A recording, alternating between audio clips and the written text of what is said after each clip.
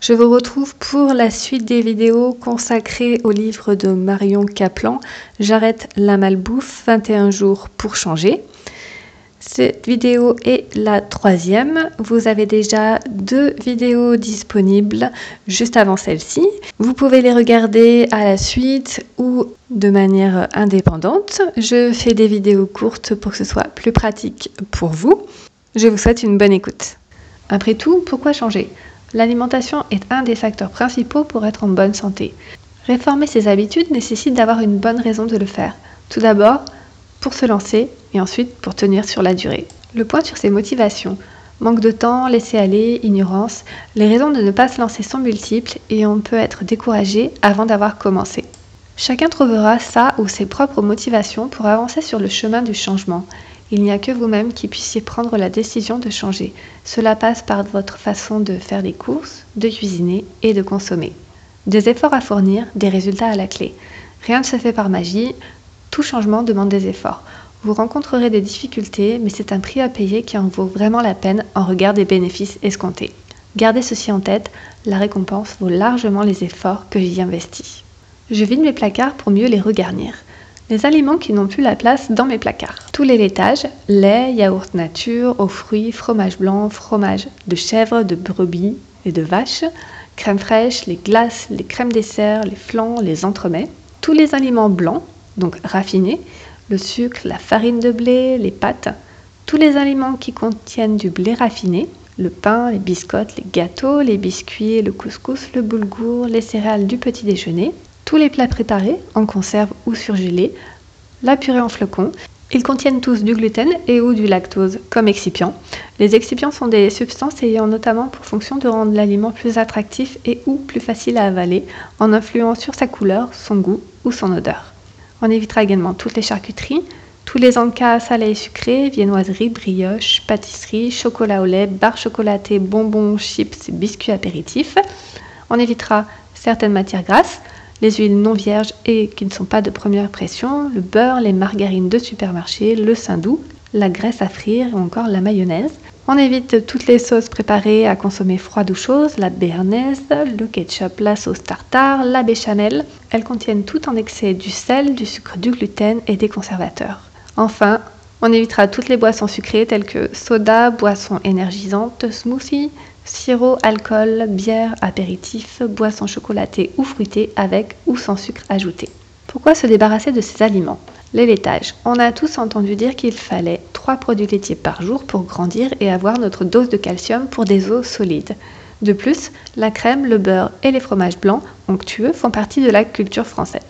Or, il faut savoir que la caséine, les protéines du lait et le lactose, principal sucre du lait, contenus dans ces laits animaux, représentent une véritable agression pour la muqueuse intestinale. Le point sur le lactose. Il est composé de 2 molécules, une de glucose et une de galactose. Pour que le lactose soit digéré, ces 2 molécules doivent être séparées par une enzyme fabriquée par l'organisme, la lactase. Quels aliments en contiennent ?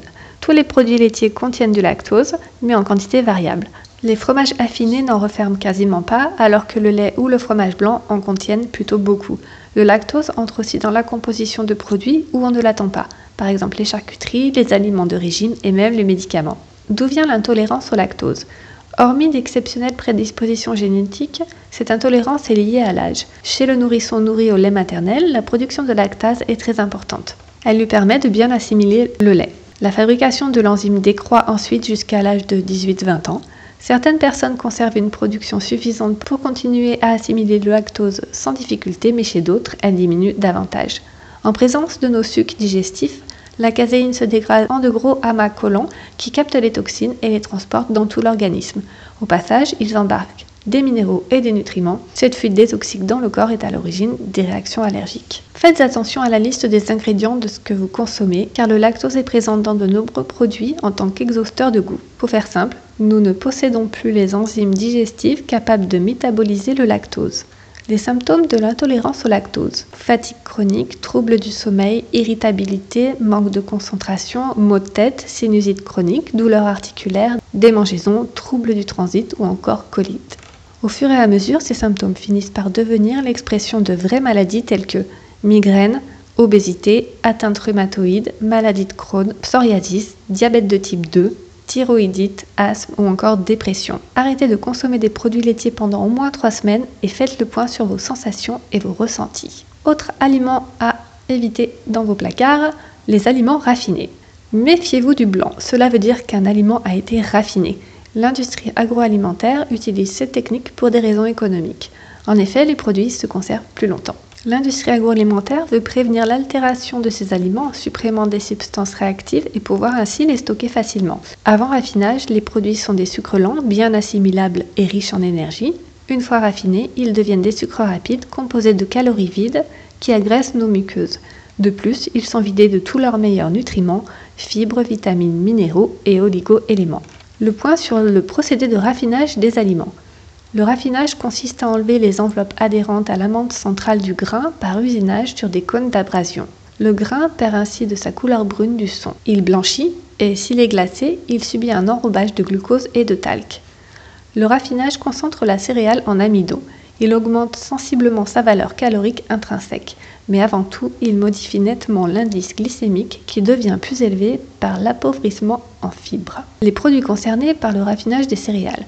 Ceux-ci peuvent être des produits de grande surface ou des recettes faits maison à partir de farine blanche, comme par exemple tous les pains, baguettes, flûtes, pain de mie, ciabatta, pain de hamburger, toutes les viennoiseries et les produits de petit déjeuner à partir de farine blanche, croissants, pain au chocolat, tous les produits en pâte feuilletée, madeleine, les pains croustillants, les biscottes, toutes les pâtisseries à base de farine blanche, éclairs, choux, gâteaux, tartes, les biscuits de toutes sortes à base de farine blanche, les tartes sucrées et salées, toutes les pâtes à farine blanche, spaghettis, lasagnes, coquillettes, les pizzas et les quiches, toutes les céréales raffinées pour le petit déjeuner, élaborées à partir de farine blanche, les farines de maïs ou de riz, etc., sauf les flocons et les grains complets.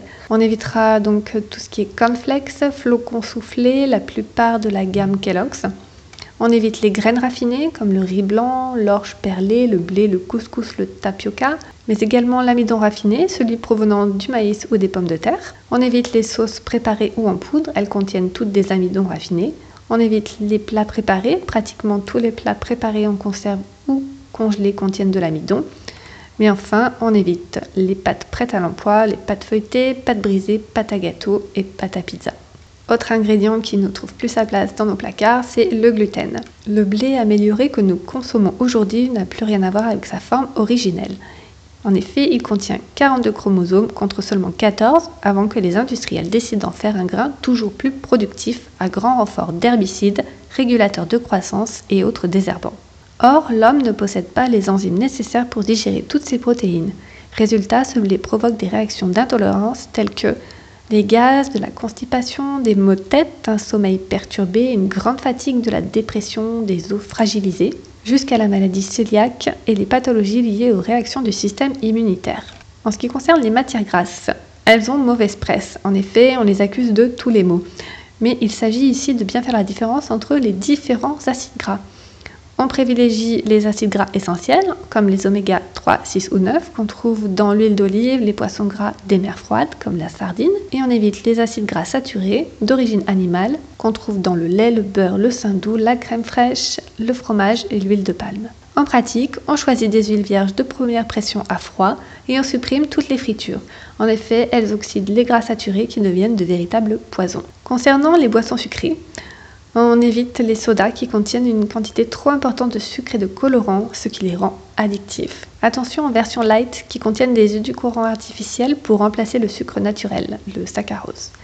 L'aspartame a le même effet que le sucre sur l'organisme en déclenchant une sécrétion d'insuline par le pancréas, pouvant entraîner du diabète. En ce qui concerne les jus de fruits en bouteille en plastique, on les évitera également car ils ne possèdent plus de vitamines. Et voilà pour la troisième partie des points importants du livre de Marion Kaplan, J'arrête la malbouffe.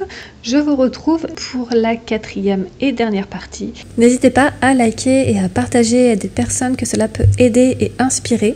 N'oubliez pas de vous abonner pour être tenu au courant de toutes les nouveautés et moi je vous dis à très bientôt.